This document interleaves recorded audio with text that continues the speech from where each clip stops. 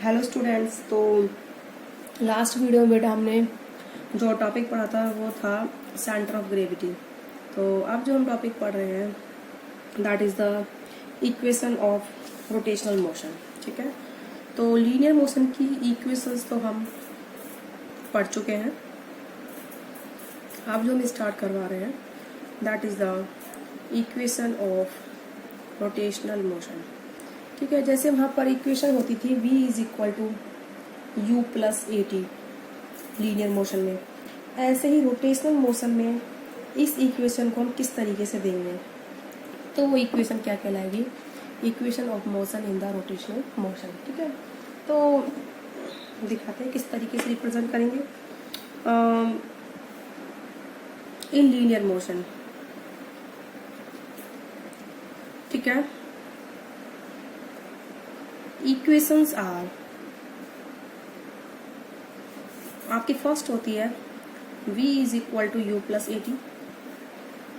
ठीक है, and second जो आपकी इक्वेशन आती है that is s is equal to u t plus half a t square. और जो आपकी थर्ड इक्वेशन आती है that is v square minus u square is equal to 2s। तो यही equation in rotational motion, in rotational motion किस तरीके से हो जाएगी। नंबर फर्स्ट, v की जगह आएगा ओमेगा, u की जगह आएगा ओमेगा नॉट, a की जगह आएगा अल्फा, t की जगह t। सेकेंड इक्वेशन, s की जगह आएगा थीटा, u की जगह आएगा omega not, t plus half, a की जगह alpha, t square. Third equation, v की जगह आएगा ओमेगा स्क्वायर, u की जगह आएगा omega naught square, two a की जगह अल्फा, s की जगह थीटा। ठीक है, इनके मीनिंग है जैसे u is the initial velocity, ऐसे ही omega not is initial angular velocity. वहां पर u क्या होता था, इनिशियल लीनियर वेलोसिटी, v होता था फाइनल लीनियर वेलोसिटी, यहाँ पर ओमेगा है फाइनल एंगुलर वेलोसिटी। बोले बात समझ में आई बेटा आपके। Omega is the final angular velocity, alpha is, वहां पर a क्या होता था बेटा, लीनियर एक्सेलरेशन। तो यहाँ पर अल्फा क्या है बेटा, एंगुलर एक्सेलरेशन। ठीक है, ए तो लीनियर एक्सेलरेशन होता है, ऐसे ही अल्फा होता है बेटा एंगुलर एक्सेलरेशन। तो इस तरीके से हम रिप्लेस करते हैं। एस होता था वहां पर लीनियर डिस्प्लेसमेंट, यहाँ थीटा है एंगुलर डिस्प्लेसमेंट। बिल्कुल सिमिलर टर्म्स है। ठीक है, सिर्फ रिप्लेस करा है, एस को थीटा से रिप्लेस करा है। देखो, यू इनिशियल को ओमेगा नॉट से रिप्लेस करा है, that is initial linear velocity, ये इनिशियल एंगुलर वेलोसिटी है। लीनियर एक्सेलरेशन ए को एंगुलर एक्सेलरेशन अल्फा से रिप्लेस करा है, आप आराम से देख सकते हो। But time is the time, उसको टी से ही रिप्रेजेंट करा है दोनों केसेस में। ओके, इस तरीके से है। इसी बेस्ड में आपको एक क्वेश्चन करके दिखाती हूँ बेटा, तब आपको शायद समझ में आएगा अच्छे से। Question is the motor of engine is rotating about with its axis. तो motor is rotating about its axis. ठीक है, about its axis with angular velocity. कितनी एंगुलर वेलोसिटी से मूव करती है, तो कितनी है उसकी angular velocity, at 100 round per minute. It comes to rest, rest में आती है इन 15 सेकेंड। ठीक है, आफ्टर बीइंग स्विच्ड ऑफ।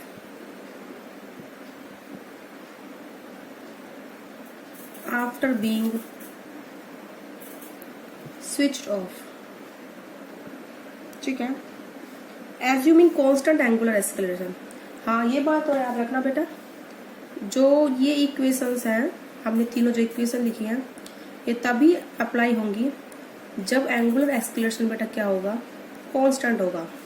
जैसे लीनियर मोशन में जब हम इक्वेशन तब यूज करते हैं इन तीनों को जब हमारा लीनियर एक्सेलरेशन कांस्टेंट हो। ऐसे ही यहाँ पर एंगुलर एक्सेलरेशन क्या होना चाहिए, कांस्टेंट होना चाहिए, ठीक है। तभी हम इन इक्वेशंस को क्या करेंगे, अप्लाई करेंगे। तो हमने एज्यूम करा, इसमें दे रखा है assuming constant angular acceleration calculate the number of revolution. क्या करना है बेटा, नंबर ऑफ रिवॉल्यूशन निकाले हैं। Calculate the number of revolution made it before coming to rest, made it before coming to rest, ठीक है। जब ये रेस्ट पर आएगा तब कितनी होगी, यानी कि फाइनल वेलोसिटी उसकी कितनी है, 0, रेस्ट पर जा रहा है फाइनली। इनिशियल वेलोसिटी उसको दे रखी है ओमेगा नॉट है 100 राउंड, आरपीएम का मतलब होता है राउंड पर मिनट। क्या होता है बेटा इसका मतलब, राउंड पर मिनट।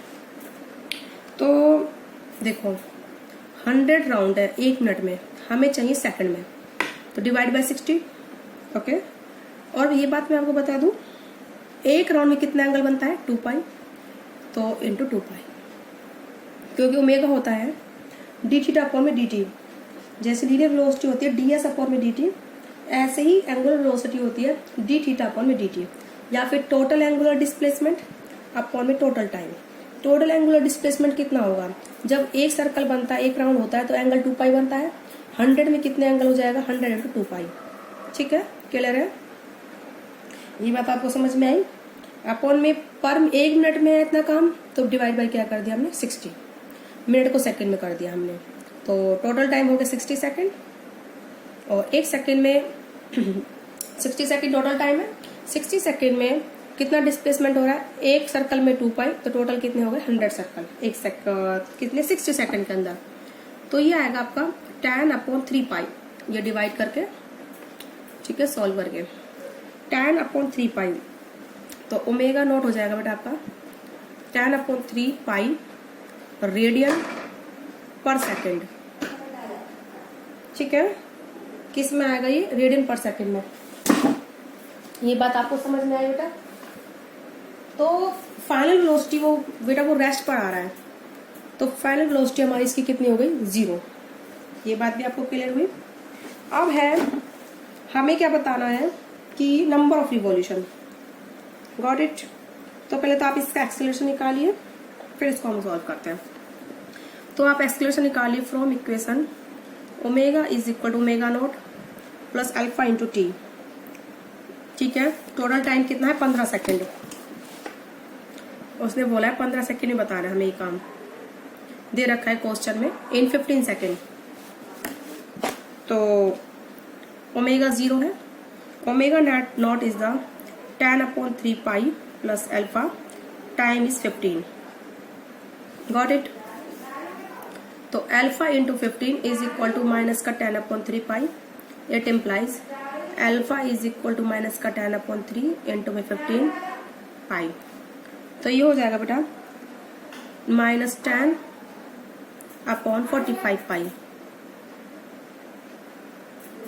ठीक है। अब है एंगल ट्रेस्ड, वो पूछ रहा है नंबर ऑफ रिवॉल्यूशन। हमें टोटल एंगल पता चल जाए कितने बन रहे हैं, तो हम रिवॉल्यूशन निकाल लेंगे, क्योंकि एक में 2 पाई बनता है, उससे हम अपने आप कर लेंगे 2 पाई डिवाइड। तो angle traced by the motor in complete process, ठीक है। कितना होगा बेटा, इक्वेशन लगाएंगे theta is equal to omega naught t plus half alpha t square.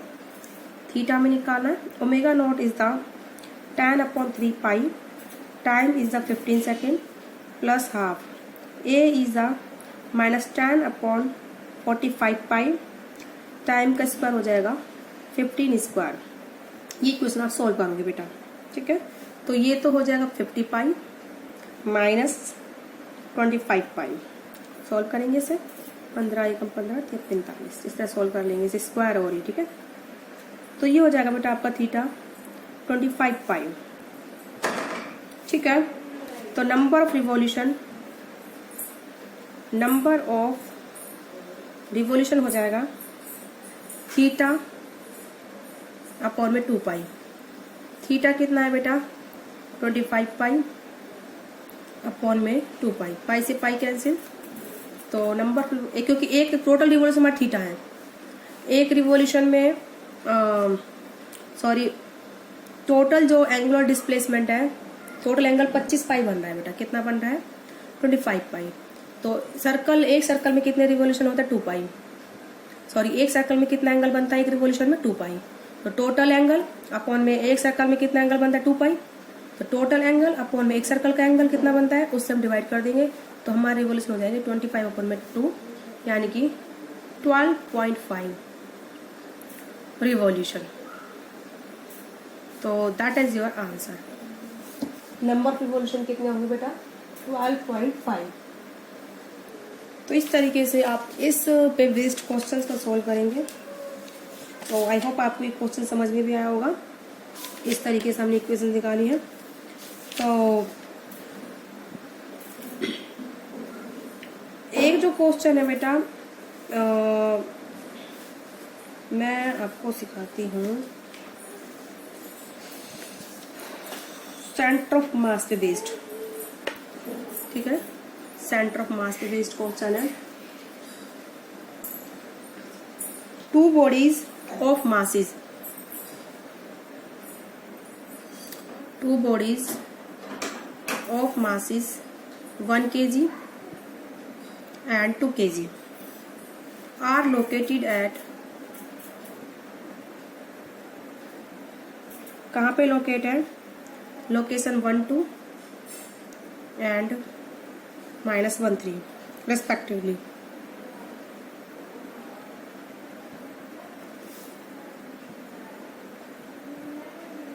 Calculate coordinate of centre of मास। हमें क्या करने हैं, कोऑर्डिनेट निकालें सेंटर ऑफ मास के। चले, m1 कितना है 1 kg एंड m2 कितना है 2 kg। तो ये दो कोऑर्डिनेट है, मतलब प्लेन में है पिक्चर, कैसी है प्लेन में। तो x1 कोऑर्डिनेट कितना हो जाएगा 1 और y1 2, x2 -1 एंड y2 3। तो इक्वेशन अब कोऑर्डिनेट निकालेंगे हम, x कोऑर्डिनेट निकालेंगे।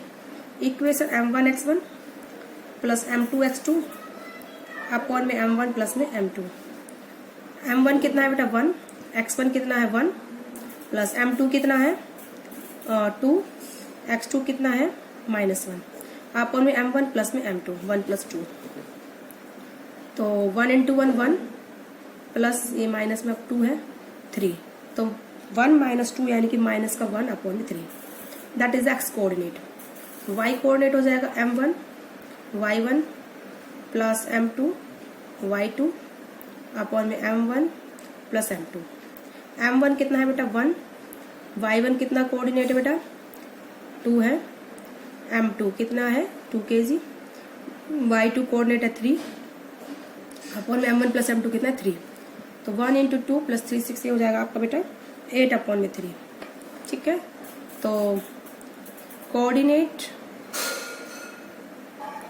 Of centre of mass x y से देते हैं हम, तो वो कितने हैं -1/3 और 8/3। तो इस तरीके से आप सेंटर ऑफ मास के क्वेश्चंस करेंगे। तो आई होप तुम्हें समझ में आया होगा बेटा। तो नेक्स्ट वीडियो में हम आपको आगे के टॉपिक्स कराएंगे। आज की वीडियो में बेटा इतना है।